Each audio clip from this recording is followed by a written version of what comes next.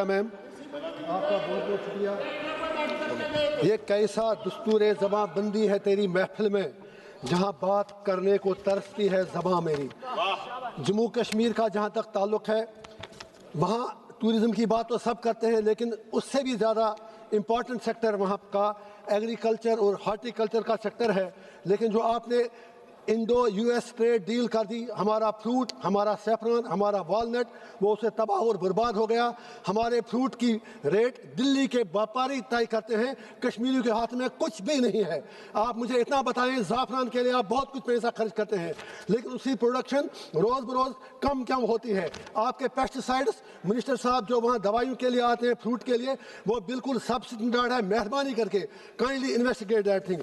और वहाँ पर इरिगेशन फैसिलिटीज़ बिल्कुल भी नहीं है, जिसकी वजह से जो एग्रीकल्चर लैंड है, अब लोग मजबूर हैं या उसमें मकान बना रहे हैं या उसमें फिर वो क्या करें ऑर्चर्ड बना रहे हैं। इसी तरह एक नया सिलसिला आपने शुरू किया है, वहाँ हम लोगों से जो महाराजा खरी सिंह ने, महाराजा उनके जो उनसे पहले जो थे, आर्टिकल 35A के तहत प्रोटेक्शन दिया था हमारी लैंड्स को।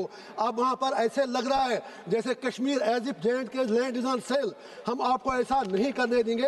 अब ये पट्टन बुरन में सैकड़ों एकड़ ज़मीन जो वहाँ के ज़मींदारों के पास थी, 100 साल से थी, लीज पे थी, उनसे वो छीन कर हज़ारों लोगों का रोज़गार आपने छीन लिया। मैं आपकी मुदाखलत चाहूँगा उसमें। खुदा के वास्ते वहाँ की सरकार से देख लीजिए एक बार, हज़ारों लोगों का रोज़गार ख़त्म हुआ, उनसे ज़मीन छीन ली गई। जो हमारा प्रोटेक्शन था वहाँ के लैंड को, उसको मेहरबानी करके आप एक बार आपको फिर देखना पड़ेगा।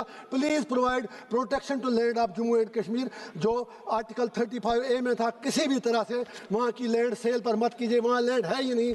पहले ही वहाँ फौज है, जंगलात बहुत ज़्यादा है, एग्रीकल्चर लैंड, फार्म लैंड बिल्कुल भी नहीं है। प्लीज़ फॉर गॉड से इसको ईगो का मसला मत बनाइए। इसके लिए आप कश्मीरियों को सताने के लिए हमसे हमारी ज़मीनें मत छीने, हमें आप मजबूर मत कीजिए कि हम सड़कों पर निकलें। आपका शुक्रिया।